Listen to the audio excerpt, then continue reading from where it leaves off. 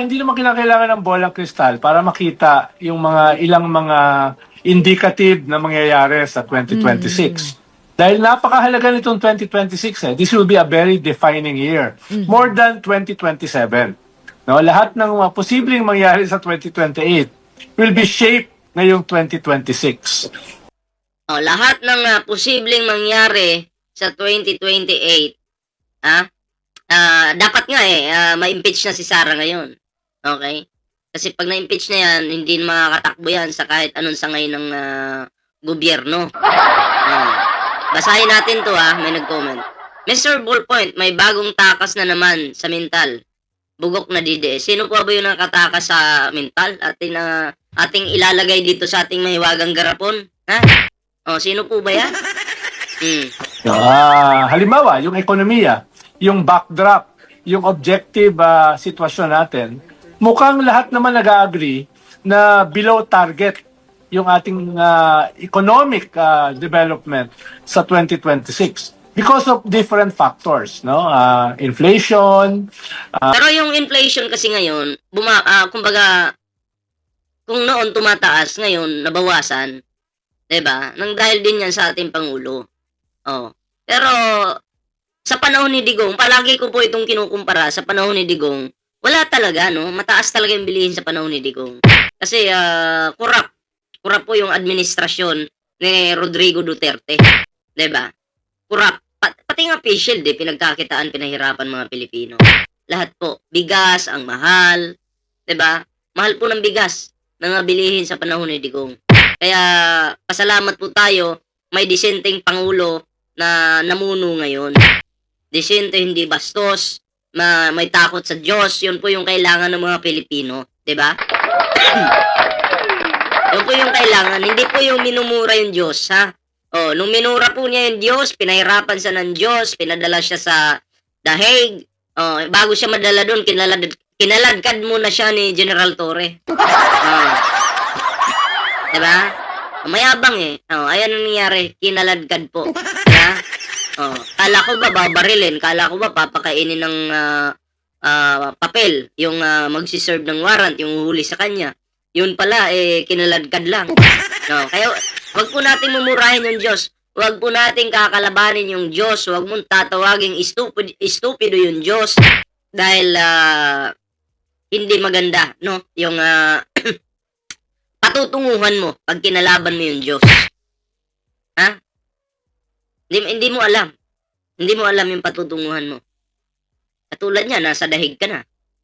Hindi mo alam yung anong mangyayari sa'yo dyan. Diba?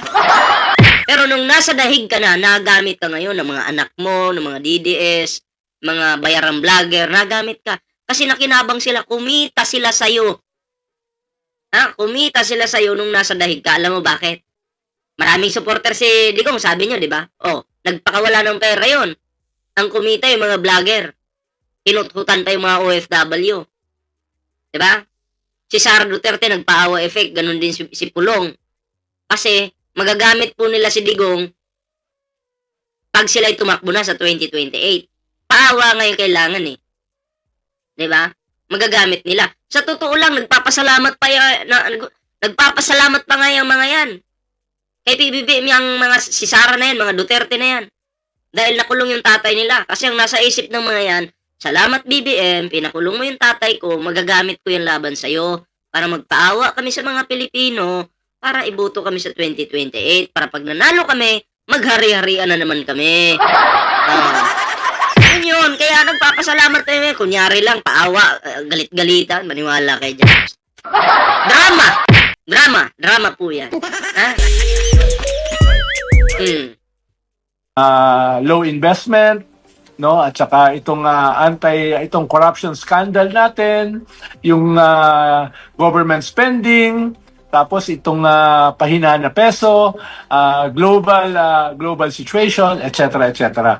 So, ang problema, kung babagsak yung ating ekonomiya below 4%, medyo malaking problema yan para sa ating gobyerno.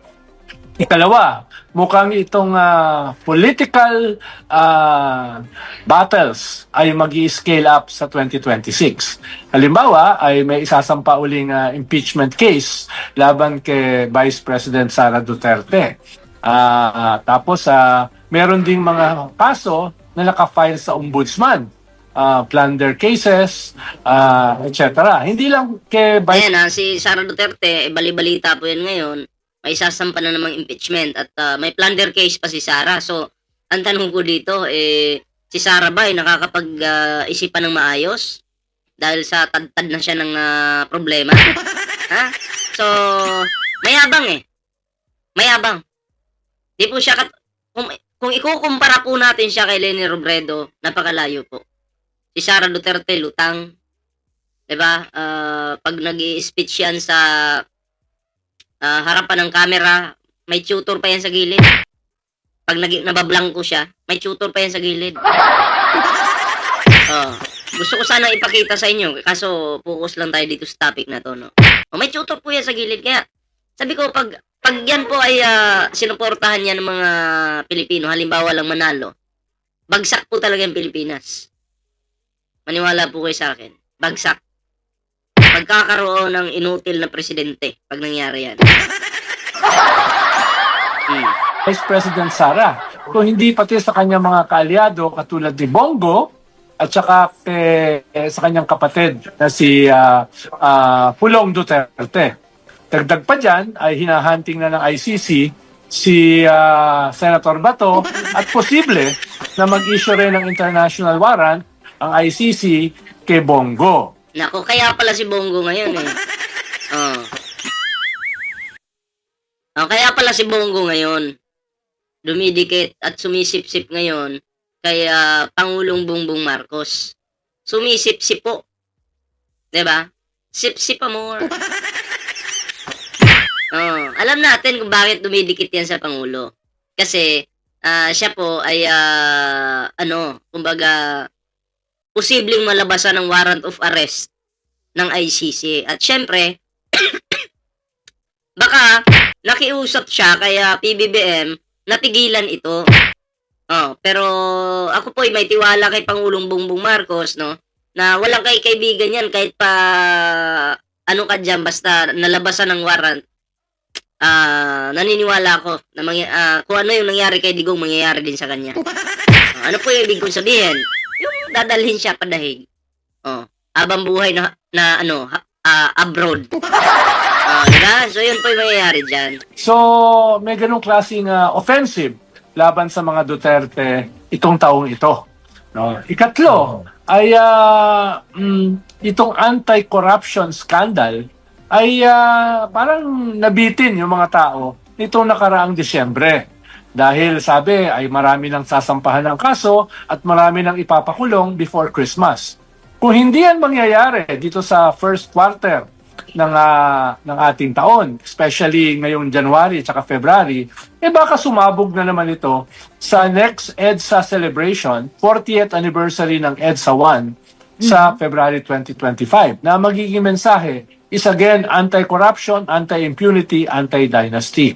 At panghuli ay may gagawin bang mga reforma yung ating gobyerno? Halimbawa, itong promisa nila na anti-dynasty bill na mukhang marami nagsasabi, parang hindi naman anti-dynasty. Lalo na yung version ng Speaker at saka ni Sandro Marcos. Itong kanilang iba pang mga bill, halimbawa, matutuloy ba itong bagong ICI, itong ICIAC ni Congressman Laila de Lima na mas malakas at mas independent. Tapos itong review ng party list law, no, etc. etc. So, ito yung mga haharapin natin ngayong 2026. So marami pala tayong aabangan ngayon 2026 ang pinaka-exciting part diyan. Shoutout po muna kay kay Jam Castillo. Ang pinaka-exciting part po diyan yung impeachment po laban dito kay Sara Duterte. Kasi ang taong bayan po nag-aantay po talaga, 'di ba? Gusto na agad na masimulan na 'to kasi noon nung nakaraang taon, maraming humarang ng mga DDS. Alam mo yon, na dapat sana matutuloy na pero maraming humalang ng mga DDS senators. At least ngayon, mukhang maganda na yung laban. Wala na si Bato. Nagtatago na si Bongo. Posible din na malabasan na ng warrant yan. Yung iba na mga senador, mukhang may kakaharaping kaso. At sa pagkakaalam ko, no bail yata yun. Pag no bail ka, malamang sa malamang magtatago ka. Diba? Yun po yung exciting dyan. So, may laban, di ba? So, antayin po natin yan, mga pre. So, kayo, anong reaction nyo dito sa video natin na to, mga pre? Comment down below bago tayo mag-proceed sa next topic natin. Siyempre, huwag kalimutan mag-like, share, subscribe. At kalimbangin po, ha, yung mga bell button natin dyan. May TikTok, Facebook po tayo. Kompleto po yan.